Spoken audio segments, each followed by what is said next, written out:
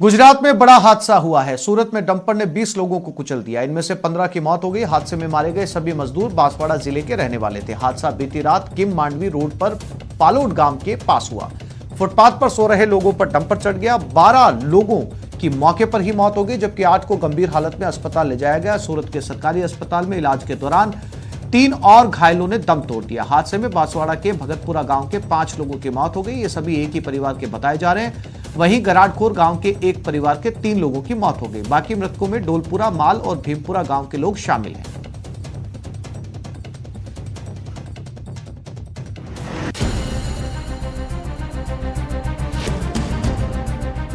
तस्वीरें देखकर अंदाजा हो गया होगा कि सोमवार की रात यहां किस तरह चीख पुकार मची होगी और लोग कैसे मदद के लिए पुकार रहे होंगे। ये तस्वीरें गुजरात में सूरत की हैं, जहां पिपलौद गांव के पास सड़क किनारे सो रहे 20 से ज्यादा लोगों को एक डंपर ने कुचल दिया, जिसमें से 14 की मौके पर ही मौत हो गई, जबकि एक शख्स ने अस्पताल में दम तोड़ दिया। बताया जा रहा है कि जख्मी हुए 6 लोगों में से कई की हालत अब भी गंभीर बनी हुई है। इस हादसे को लेकर कहा जा रहा है कि तेज रफ्तार डंपर ने पहले गन्ना ले जा रहे एक ट्रैक्टर को टक्कर मारी और फिर वो फुटपाथ पर जा चढ़ा, जहां 20 से ज्यादा लोग सो रहे थे।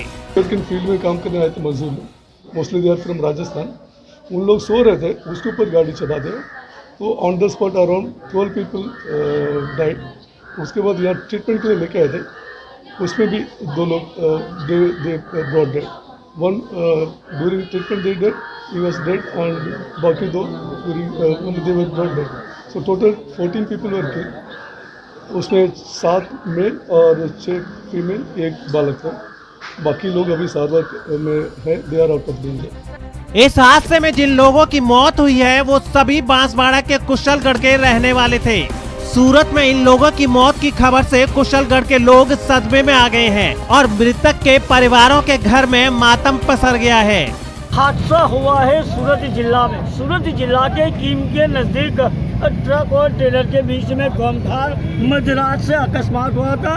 ट्रक चालक ने स्टीयरिंग से काबू जाने के बाद में फुटपाथ पे सोए हुए राजस्थान के बांसवाड़ा जिला का कुशलगढ़ का 18 मुस्लिम परिवार यहाँ पे सो रहे थे घोर निद्रा में। उसी वक्त ये कालमुखी ट्रक ये मजदूरों यानी कि श्रमजीवी के ऊपर चलने से 13 लोग की मौत हो गई थी। सूरत में हुए हादसे से हर कोई सदमे में है। इसे लेकर पीएम मोदी और सीएम गहलोत ने भी दुख जताया है। पीएम मोदी ने जहां मृतक लोगों के परिवारों के प्रति संवेदना जताते हुए 2 लाख रुपए की मदद की बात कही है, तो वहीं गुजरात के सीएम विजय रूपाणी ने भी 2 लाख की मदद और हादसे पर दुख जताया है। प्रदेश के सीएम अशोक गहलोत ने भी ट्वीट किया है कि राजस्थान के बांसवाड़ा के मजदूरों की सूरत में ट्रक हादसे में मौत से बेहद दुखी हूँ। पीड़ित परिवारों के प्रति संवेदनाएं और घायलों के शीघ्र स्वास्थ्य लाभ की कामना करता हूँ। और अब बात 28 जनवरी को होने वाले निकाय के रण की। 90 स्थानीय निकायों का रण है। नामांकन पत्र वापस लेने का वक्त खत्म हो चुका है। 6 बजे तक चुनावी तस्वीर साफ हो जाएगी। चुनावी अधिकारी डाटा कलेक्ट कर रहे हैं। 20 जनवरी को आवंटित होंगे चुनाव चिन्ह। 28 जनवरी को मतदान होगा और 31 जनवरी को मतगणना की जाएगी।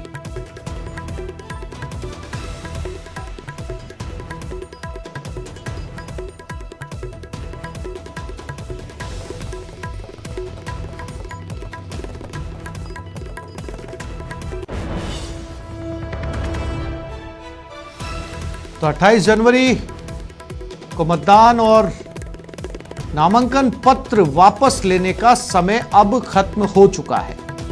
6 बजे तक पूरी तरह से चुनावी तस्वीर साफ हो जाएगी।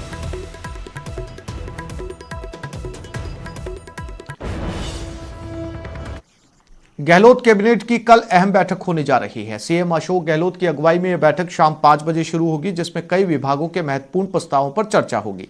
इस बैठक में विधानसभा बजट सत्र की तारीख भी तय की जा सकती है। माना जा रहा है कि बैठक के बाद कैबिनेट नोट मंजूरी के लिए राजभवन भेज दिया जाएगा, जहां राज्यपाल की मंजूरी के बाद बजट सत्र की शुरुआत होगी। फरवरी के दूसरे या तीसरे सप्ताह से बजट सत्र की शुरुआत हो सकती है। आपको बता दें कि बैठक में कल जिन प्रस्तावों पर चर्चा होनी है उनमें सरकार की नई आयुष नीति, वन निगम की स्थापना, स्वच्छ भारत मिशन के लिए सोसाइटी का गठन और शिक्षा विभाग में नियमों में संबंधित संशोधन प्रस्ताव शामिल हैं।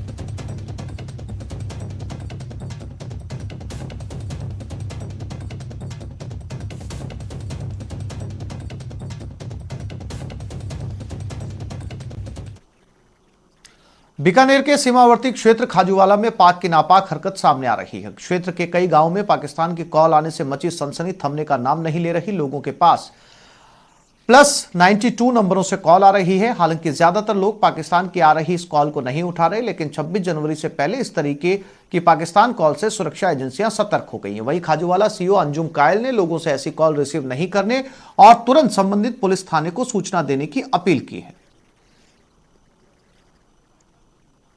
पुलिस थाने पर सीमावर्ती क्षेत्र के गांवों में +92 से कॉल आने की सूचना हमें प्राप्त हुई है, जिसमें लोगों से हम अपील करते हैं इस तरह की कॉल्स को अटेंड ना करें तथा जैसे ही उन्हें ये सूचना मिलती है हमें तुरंत सूचित करें। तो जो भी आवश्यक कानूनी कार्रवाई है वो हमारे द्वारा।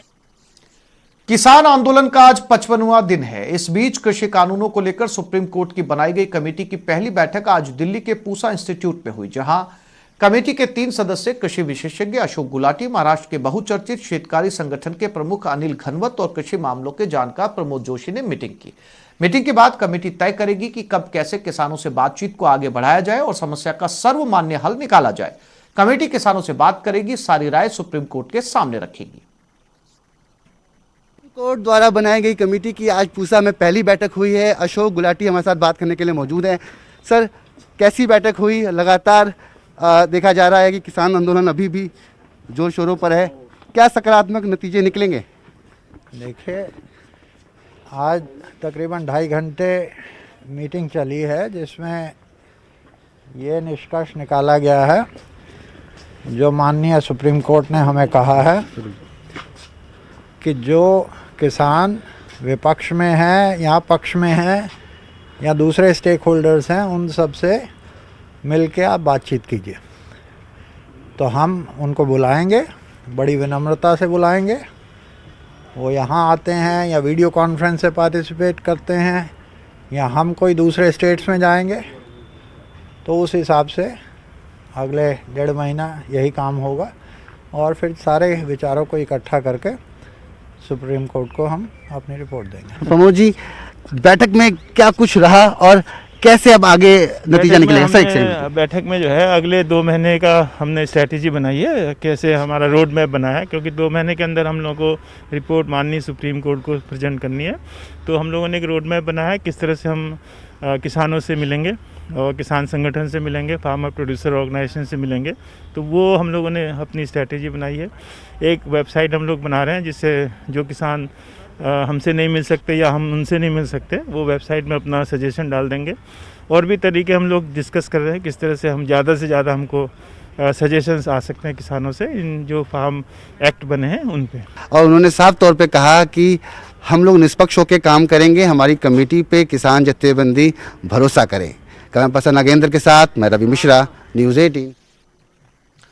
भारत और फ्रांस जोधपुर के नजदीक कल से 5 दिवसीय विशाल हवाई सैन्य अभ्यास करेंगे। सैन्य अभ्यास का नाम एक्स डेजर्ट नाइट 21 दिया गया है। भारतीय वायुसेना फ्रांस की एयरफोर्स के साथ मिलकर जोधपुर में युद्ध अभ्यास करने जा रही है। इस द्विपक्षीय युद्धाभ्यास को एक्स डेजर्ट नाइट 21 नाम दिया गया है, जिसके लिए फ्रांस की वायुसेना जोधपुर स्थित एयरफोर्स स्टेशन पहुंच गई है। यह युद्ध अभ्यास 20 जनवरी से 24 जनवरी के बीच आयोजित किया जाएगा। फ्रांस की सेना मौजूदा समय में स्काई रॉस डिप्लॉयमेंट के तहत एशिया में तैनाती पर है और भारत के रास्ते आगे बढ़ेगी।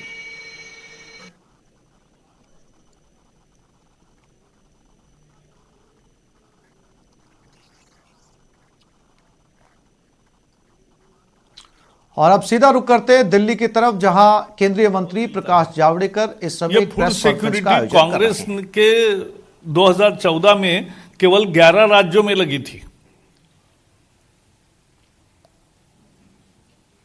यह आज पूरे भारतवर्ष में है, 80 करोड़ लोगों तक पहुंची है। यह मोदी सरकार का काम है। एपीएमसी अमेंडमेंट की बात कांग्रेस के मैनिफेस्टो में थी, कैसे मुंह कर रहे हो? कॉन्ट्रैक्ट फार्मिंग का कानून 15 राज्यों में बना जहां कांग्रेस के मुख्यमंत्री थे। कॉन्ट्रैक्ट फार्मिंग का कानून कांग्रेस बनाए तो अच्छा, हम बनाए तो हम संरक्षण देंगे अगर उसमें किसान को, तो गलत। और इसलिए कांग्रेस के आज की प्रेस कॉन्फ्रेंस उनके निराशा का प्रदर्शन है। चीन पर जवाब क्यों नहीं देते? अरुणाचल की भूमि जो गई चीन के कब्जे में किसने दी? अक्साई चीन के कब्जे में कैसे गया? 2008 में चुमूर में पांगनाक और चापजी घाटी, डेमजोक और डुग्गी, यहां अपनी सैकड़ों किलोमीटर जमीन चीन के हवाले किसने की? चीन से अपने प्राइवेट निजी ट्रस्ट को पैसा किसने लिया? दूतावास के घर जाकर कौन बैठते थे जब देश लड़ाई में था? सर्जिकल स्ट्राइक पर और एयर स्ट्राइक पर क्वेश्चन कौन उठा रहे थे? सिक्योरिटी काउंसिल की स्थायी सदस्यता जो भारत को मिल रही थी वो चीन को किसने बहाल की? सवाल बहुत है, नड्डा जी ने पूछे, उसका जवाब नहीं आपके पास, और इसलिए आप भाग रहे हो, इसलिए आरोप कर रहे हो। लेकिन कांग्रेस का खेल ये नहीं चलेगा। हमारी चर्चा किसानों से जारी है और सफल होगी, हमें विश्वास है।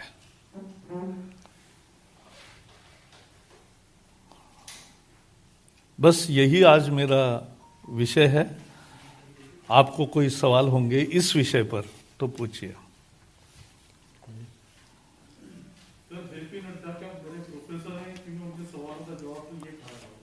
हाँ, प्रोफेसर के सवाल के जवाब ऐसे छात्रों को नहीं आते हैं तो वो बहाना बनाते हैं।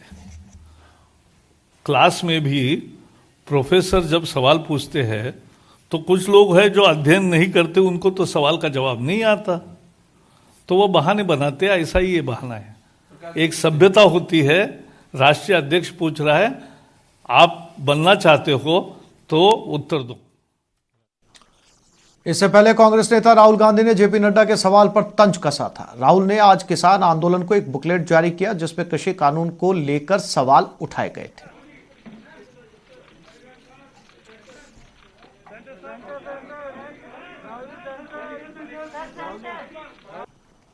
ये 3 कानून खेती में, एग्रीकल्चर में एक बार फिर जो इंडिपेंडेंस से पहले हालत थी वो करने जा रहे हैं। आस्ते आस्ते आस्ते आस्ते नरेंद्र मोदी जी, बीजेपी किसान को कमजोर करने की कोशिश कर रहे हैं। एक बार किसान कमजोर हो गया तो फिर वो लड़ नहीं पाएगा। तो ये जो 3 कानून है ये एक प्रोसेस है, ये यहां नहीं रुकने वाले। इनका लक्ष्य है कि हिंदुस्तान के किसान को ये खत्म करना चाहते हैं। राहुल गांधी कौन है, क्या करता है, हिंदुस्तान का हर किसान जानता है। किसान जानता है भट्टा परसौल में नड्डा जी नहीं खड़े थे, मैंने तो उनको नहीं देखा। लैंड एक्विजिशन समय नड्डा जी तो नहीं खड़े थे, मोदी जी तो नहीं खड़े थे, राहुल गांधी खड़ा था। तो जब किसान की जमीन का मामला था वहां पे कांग्रेस खड़ी थी। जब किसानों के कर्जा माफ करने की बात आई थी वहां कांग्रेस खड़ी थी। नड्डा जी कहां थे? मुझे तो नहीं दिखे। Thank you. हमने रिफॉर्म की बात की है मगर हमने एग्रीकल्चर सिस्टम को डिस्ट्रॉय करने की बात नहीं की। हमारे किसी भी कानून में यह नहीं लिखा कि किसान जाकर कोर्ट में नहीं जा सकता। हमारे किसी भी कानून में यह नहीं लिखा कि मंडी को हम खत्म कर देंगे, नष्ट कर देंगे। हमारे किसी भी कानून में नहीं लिखा कि हम मतलब 1-2 लोगों को पूरे हिंदुस्तान का अनाज स्टोर करने देंगे।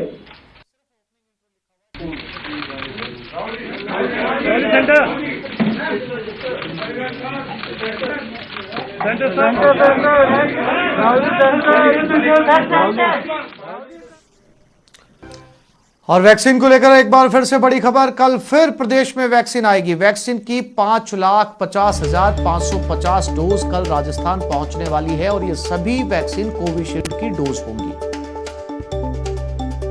तो दूसरी बड़ी खेप वैक्सीन की, कोरोना वैक्सीन की, कल राजस्थान पहुंच रही है। 5,50,550 की डोज कल जयपुर पहुंच जाएंगी।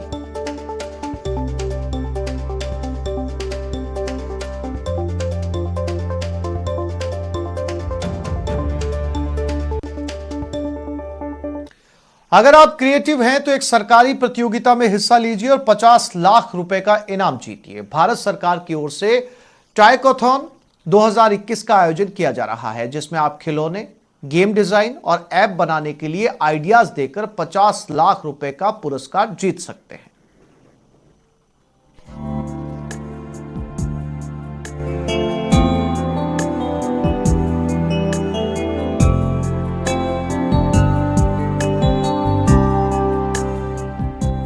खिलौना बनाएं, गेम डिजाइन करें,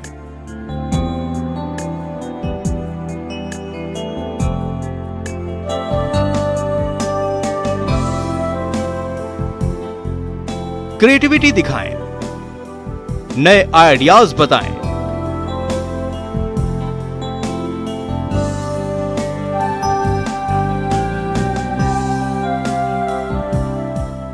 और 50 लाख का पुरस्कार पाएं।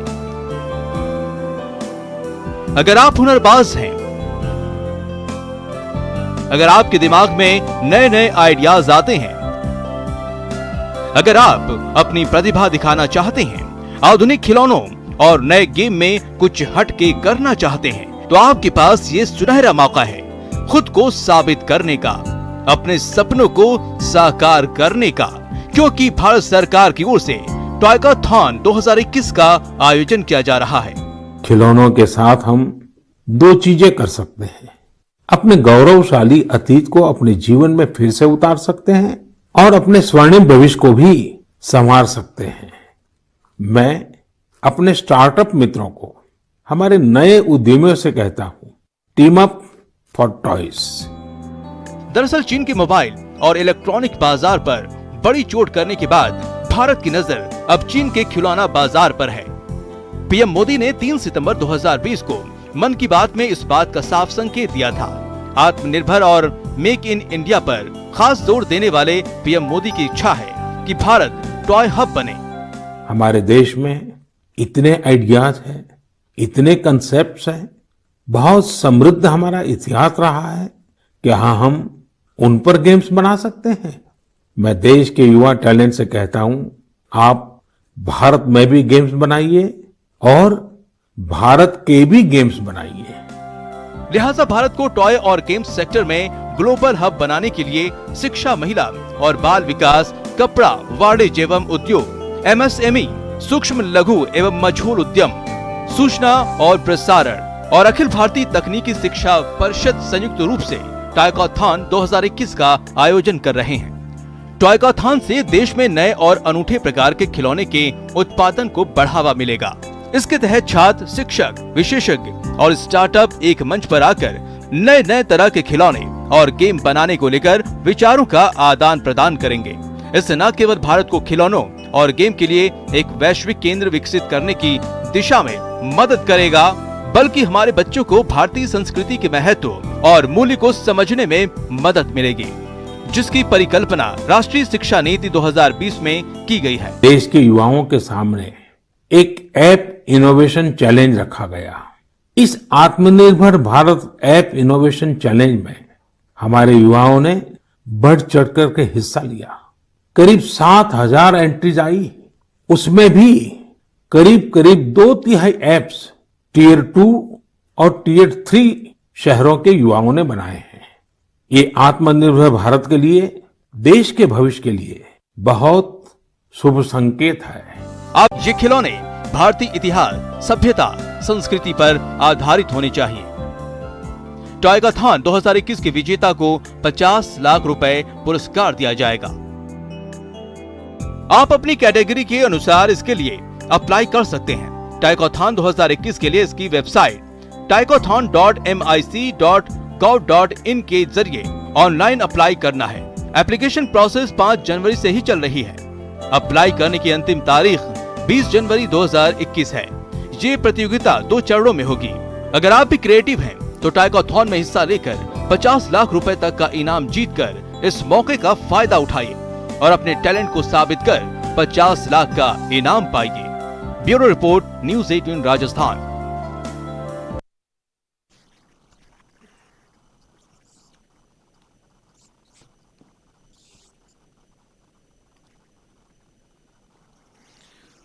एक जीनियस की पहचान छोटी उम्र से ही हो जाती है। चाहे लता मंगेशकर हो या फिर सचिन तेंदुलकर, इन्होंने अपना कमाल छोटी उम्र से ही दिखाना शुरू कर दिया था। नेटवर्क 18 भी ऐसे कुछ जीनियस को आपके सामने लेकर आ रहा है। बायजूस यंग जीनियस में इस बार की कड़ी में हम आपको दिखाएंगे मरुधरा की 9 साल की यंग जीनियस बेटी पूजा बिश्नोई को, जिसने अपनी छोटी सी उम्र में कई बड़े रिकॉर्ड अपने नाम कर लिए। पूजा के बारे में राजस्थान रणजी टीम के पूर्व कप्तान पंकज सिंह ने क्या कहा, आपको सुनवाते हैं।